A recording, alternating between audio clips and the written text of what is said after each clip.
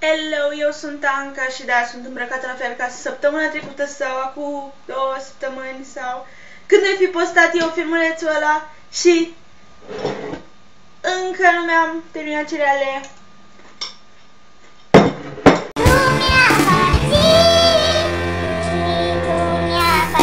Stăteam și mă gândeam săptămâna trecută, când eram mici, ne mâncam cerealele sau orice altă masă a zilei în fața televizorului, iar acum, pentru mine cel puțin, televizorul a devenit ceva și poate dispărea din casă fără probleme. Am promis acum ceva timp că voi face un filmuleț despre televizor și calculator și modul în care ele ne afectează și aici este! Știați că televiziunea și calculatorul ne pot afecta grav sănătatea mentală? Și totuși nimeni nu se oprește să le folosească. O să fac un filmuleț despre chestia asta cândva. Astăzi voi vorbi despre televizor în general, pentru că am mai făcut un filmuleț despre internet și chestii. Mulți adolescenți din ziua de azi au renunțat la televizor în favoarea calculatorului, dar ce-ar fi să dau puțin timp înapoi? Acum mulți ani mi-auzeam părinții și nu numai plângându-se că ai lor copii stau prea mult timp în fața televizorului și ar trebui să iasă afară, să se joace, să respire aerul pur și curat al naturii. Iar acum, după ce au trecut toți acei ani, am auzit persoanele din jurul meu plângându-se că toți copiii de acum au înlocuit televizorul cu calculatorul și stau prea mult timp în fața calculatorului, iar atunci când stau la televizor aleg programe mult prea nepotrivite pentru ei. Adevărul este că televiziunea a evoluat într-un mod negativ, iar datorită lucrurilor pe care le vedem la televizor în ziua de azi, copiii își creează o imagine a ceea ce vor ei să fie când vor fi mari, chiar dacă acesta poate fi total greșită. Și ieri după amiază mă plictiseam și am făcut niște cercetări și am intrat să văd ce se dă la televizor. Eu când eram mică doream să fiu Sirena. Măcar era un serial cât de cât fascinant. Dar acum, toate canalele pentru copii mici parcă sunt bătute în cap. Adică dau niște porcării de desene animate violente și majoritatea prost desenate. Dar eu, cum am zis, nu prea mă uit la televizor. Mă uit doar, eventual, la unele emisiuni care se dau seara, care îmi plac.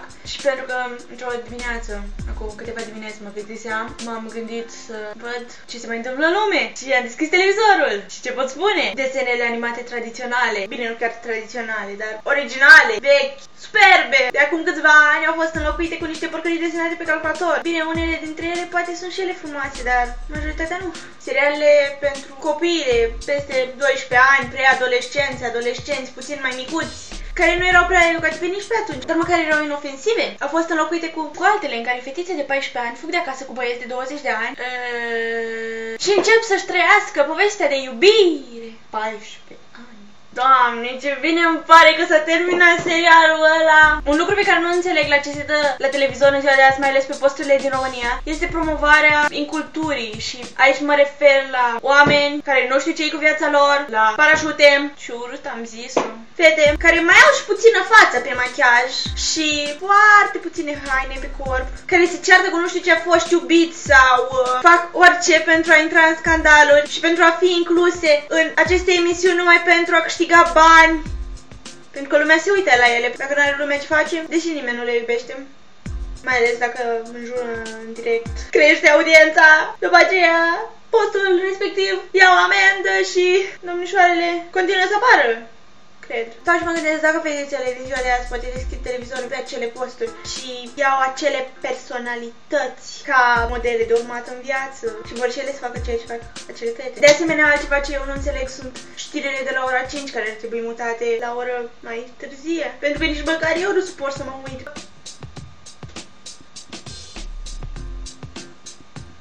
Toată lumea se plânge că în viitor vom avea generații din ce în ce mai proaste și că trebuie să facem ceva pentru a opri acest lucru, pentru a reveni la ce am fost odată. Dar totuși, poate nu e vina acestor copii tineri în totalitate sau a anturajelor lor sau etc.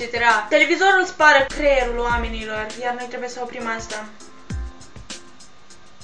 Totuși nu zic că televizorul are numai părți proaste. E bine să stai cu familia sau cu prietenii sau chiar singur să te uiți la un film bun. Dacă ești copil, la un desen animat bun, dar bun. Sau la un meci. Ciudat că mama e microbistă și tata nu are nicio legătură cu fotbalul. Sau la audițiile unei emisiuni de talente la care vezi oameni încercând să arate ceva și picând și tu râzi până la urechi și apoi te dor obrajii, dar știi că râsul ăla a fost unul plăcut și ți-a adus bună dispoziție. Bine, cum nu zic că toți acești oameni care vin la aceste audiții și nu fac nimic bun ne ajută să ne dezvoltăm, dar totuși ei sunt exemplele clare că noi nu vrem să ajungem ca ei și trebuie să fim exact opusul lor. Ok, mă duc să-mi termin cerealele. Sper că v-a plăcut filmulețul meu și...